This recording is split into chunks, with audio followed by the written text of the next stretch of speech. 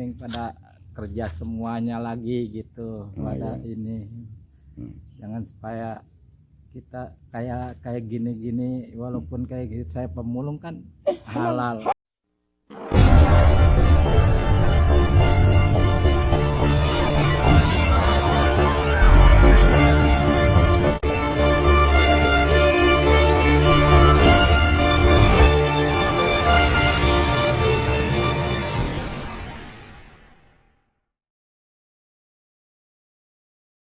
Assalamualaikum warahmatullahi wabarakatuh.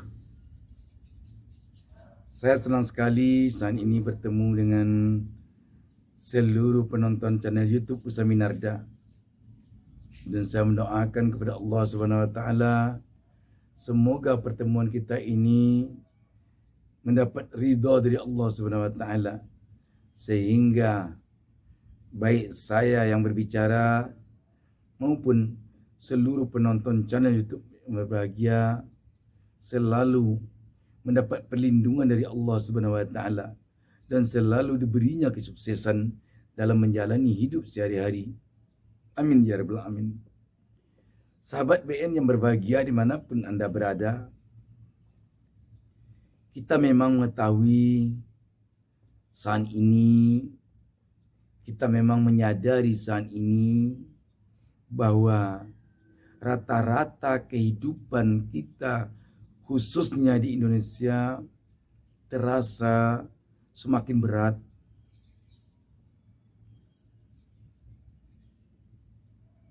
Perekonomian semakin terasa menghimpit beban keluarga kita masing-masing. Ini saya kira tidak terkecuali apakah dia sebelumnya orang kaya, orang biasa-biasa saja, orang miskin, atau sebelumnya orang kelas menengah ke atas, atau kelas menengah ke bawah. Sekarang dampak dari apa yang disebut dengan penurunan kondisi ekonomi kita di negeri ini semakin terasa, semakin berat. PHK terjadi di mana-mana. Pengangguran terjadi di mana-mana. Dan ini membuat kondisi ekonomi kita semakin parah. Contoh kecil saja, kalau selama ini atau sebelum kondisi ekonomi kita separah ini, kalau kita memiliki sebuah toko, mungkin transaksi kita dalam sehari bisa 5 juta atau 10 juta. Yang punya transaksi 5 juta sampai 10 juta sehari sebelum kondisi ekonomi kita separah ini, sekarang hampir bisa kita pastikan paling kuat hanya separuh dari itu. 2,5 juta sampai 5 juta. Atau malah kurang dari itu. Kenapa? Karena daya beli masyarakat semakin lama semakin menurun, semakin lama semakin menurun, semakin lama semakin menurun. Ini dia rasakan oleh semua pengusaha, oleh semua pedagang. Pedagang sayur yang selama ini bisa menjual sayurnya, taruhlah bayam 100 ikat per hari, sekarang paling banyak 50, 30, 20 ikat yang terjadi. Beranjak dari sini, yang ingin saya katakan adalah kita sekarang sebagai pengelola keluarga di rumah tangga kita masing-masing, baik sebagai seorang kepala keluarga atau suami, ataupun seorang bendahara keluarga atau istri, perlu memiliki kesabaran yang kuat, perlu memiliki kesabaran yang kokoh. Ini tiangnya. Kenapa demikian? Kalau saja dalam kondisi sesulit ini,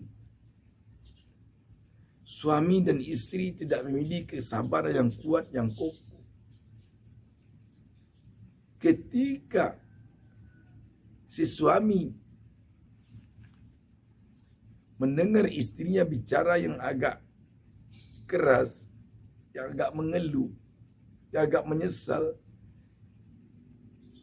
yang agak kesal, si suami yang tidak memiliki kesabaran akan langsung naik darah.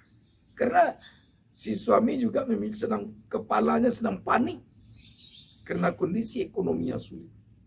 Padahal tanpa disadari bahwa istrinya bukan juga memiliki pikiran atau pemikiran yang panik karena kondisi ekonomi. Misalkan saja seorang suami baru saja di PHK. Di samping suami panik, istri juga akan panik tujuh keliling, memikirkan apa yang akan dimasak hari ini dan besok. Dengan apa kuota anak dibeli untuk dia menjalani pendidikan secara online di sekolahnya. Dengan apa uang sekolah anak akan dibayar kalau anak yang sekolah di swasta. Apalagi yang kuliah. Yang biasanya sumber mata pencarian, sumber keuangan keluarga hanya dari suami yang sedang bekerja. Sekarang suami kena PHK. Itu tidak sedikit beratnya. Namun dalam menghadapi ini, kesabaran. Dan dalam menghadapi ini, baik suami maupun istri memang perlu meyakini bahwa Allah Tuhan Yang Maha Esa. Kalau kita beragama Islam,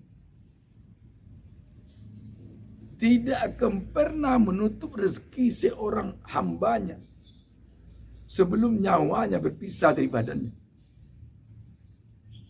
Itu perlu kita yakini terutama dalam kondisi-kondisi sesulit sekarang ini. Makanya begitu kita pensiun, begitu kita di PHK, kita harus cepat berpikir, apa pekerjaan saya yang bisa saya lakukan? Apa usaha yang saya lakukan? Jangan dibawa bermenung. Jangan hanya dicukupkan dengan duduk di rumah, berkeluh kesah, tanpa cepat mencari apa saja. Berjualan, tukang batu, angkat barang, jadi pemulung, cari tabung-tabung plastik. Pokoknya bekerja, hilangkan rasa gengsi-gengsian. Daripada kita bermenung di rumah, nanti ini kata istri, ini jawaban kita. Akhirnya terjadi perceraian. Kalau terjadi perceraian, masalah bukan akan selesai, tapi akan tambah rumit.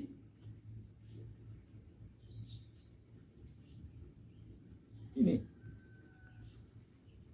Makanya, andai kata terjadi pada diri Anda sekarang, pada keluarga Anda sekarang, begitu Anda di PHK, jangan Anda linglung, jangan Anda panik duduk termenung di rumah. Cepat cari kerja. Tuhan tidak hanya menjadikan satu jalan mata pencarian bagi hamba, tapi banyak sekali. Kalau memang kita di PHK, cari jalan lain. Minta pada Allah. Mohon pada Allah. Ya Allah, aku sudah di PHK sekarang ini. Saya sudah di PHK sekarang ini.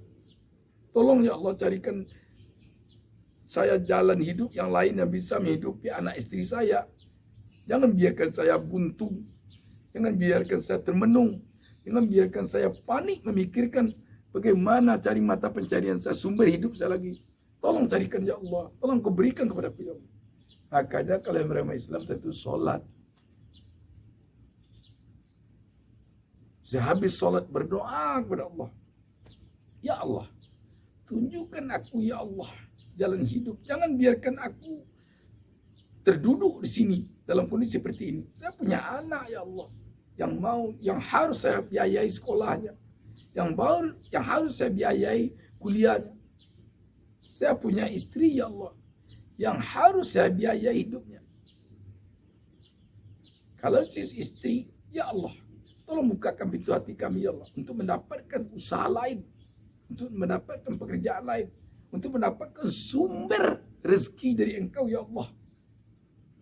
Jangan biarkan kami berdua termenung.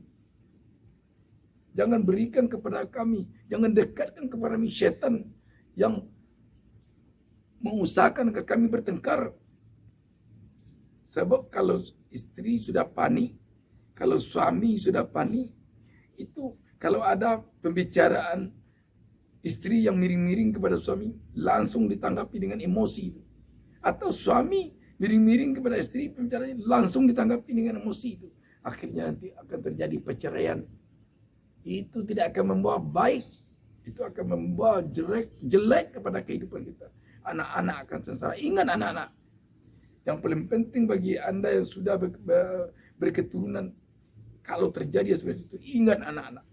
Kalau saya cerai, anak saya teraniaya. Kalau saya pusing, anak saya akan teraniaya. Ini yang perlu kita pikirkan. Ini yang perlu kita pikirkan. Sekarang saya lihatkan kepada Anda, ada ini melintas seorang pemulung. Bagaimana suami istri tidak bertengkar karena kesulitan hidup. Ada enggak saran Bapak dalam hidup sekarang? Yang pertama mungkin jangan gengsi-gengsi. Kadang-kadang kan kita sudah ada makan tapi gengsi juga. Bagaimana? Bapak kan sebagai seorang katakanlah pemulung kan cari hidup dengan ini kan tak gengsi-gengsi. Yang penting halal.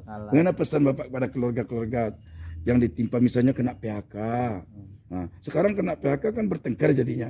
Tapi gimana kalau kita cari hidup yang lebih baik dengan cara apapun, yang penting halal. Yang penting halal, yang penting pada kerja semuanya lagi gitu. Pada ini jangan supaya kita kayak gini-gini, walaupun kayak gitu saya pemulung kan halal itu daripada koruptor. Nah, dapat uang miliaran dengan pakai dasi tapi tidak halal, nipu apa iya gitu. Benar Pak, kasih dipesan Bapak pada terutama sekali yang anak-anak muda nih Pak, yang menikah baru 5 tahun 10 tahun punya anak satu di PHK, nanti terjadi cekcok rumah tangga. Makasih banyak Pak ya. Semoga Bapak sukses. Nama Bapak siapa? Junaidi Pak. Terima kasih Pak Junaidi.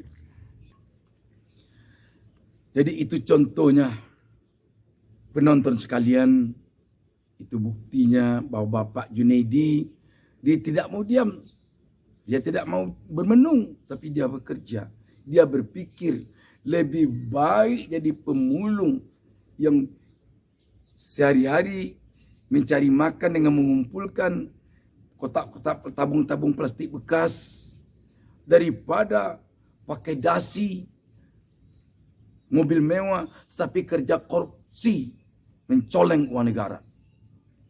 Karena itu sekali lagi, bagi Anda yang kebetulan baru saja terkena PHK atau telah beberapa lama terkena PHK, jangan linglung, jangan panik, jangan marah, jangan emosi, tapi tenangkan pikiran, minta kepada Allah, tunjukkan kepada aku ya Allah jalan hidup yang lebih baik.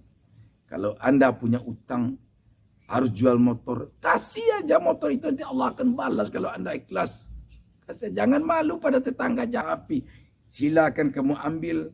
Saya berusaha dengan jalan kaki sekarang untuk mencari hidup, dan nanti saya nekat untuk beli mobil. Itu penentu kehidupan kita adalah tekad kita yang keras. Penentu buruk baiknya hidup kita ke depan adalah tekad kita. Kalau kita dicemooh orang, kita bertekad agar suatu saat nanti kita bisa membalas cemoohnya itu dengan kebaikan. Kita bisa membantu dia nanti dengan rezeki yang diberikan Allah kepada kita. Gitu. Jadi sahabat sekalian, sekali lagi, begitu Anda kena PHK, dunia bukan kiamat. Dunia belum habis. Anda masih punya masa ke depan untuk bisa hidup lebih baik dengan cara Anda berpikir jernih, hindarkan pertengkaran dengan keluarga, perkokoh rumah tangga Anda, sehingga Anda mampu melewati ini tanpa harus cerai dengan istri Anda. Anda mampu melewati kesulitan Anda, dan di balik itu nanti Anda akan bersyukur kepada Allah dengan melelehkan air mata. Dua suami istri ditambah anak-anak Anda, karena Anda telah mampu melewati kesulitan hidup. Mobil diambil oleh bank misalnya, rumah diambil oleh bank misalnya, motor diambil oleh dealer misalnya, atau oleh pinen misalnya. Barang-barang lain harus dijual untuk makan misalnya. Sekarang Anda menikmati karena Anda telah mampu melewati ini, kesulitan ini. Untuk itu, ketika kesulitan menimpa Anda dalam kehidupan kita yang sama-sama sulit sekarang ini, Anda harus tekad perkokoh keluarga, perkuat keluarga, hindari pertengkaran, hindari perceraian, dan Anda besok akan menikmati bersama anak-anak Anda, bersama istri Anda ke depan. Dan di sanalah nanti Anda akan merasakan bahwa kesetiaan berumah tangga memang sangat dibutuhkan dalam suka maupun duka. Semoga ini ada manfaatnya. Dan saya ingatkan lagi, jangan Anda berpisah dengan keluarga Anda karena kesulitan menimpa Anda. Banyak sekarang kita dengar perceraian-perceraian terjadi. Jangan dituruti. Itu kehendak setan itu. Perceraian karena kesulitan hidup, karena kena PHK, itu adalah perbuatan yang sangat disenangi setan. Atau mungkin juga Anda telah disamakan oleh setan dengan dia. Apakah Anda mau jadi setan? Tentu tidak. Semoga sukses, semoga bangkit lagi, dan yakin bahwa di balik kesulitan akan ada kesenangan. Di balik kerugian akan ada keberuntungan. Di balik pesakitan akan ada kebahagiaan. Banyak maaf. Wassalamualaikum warahmatullahi wabarakatuh.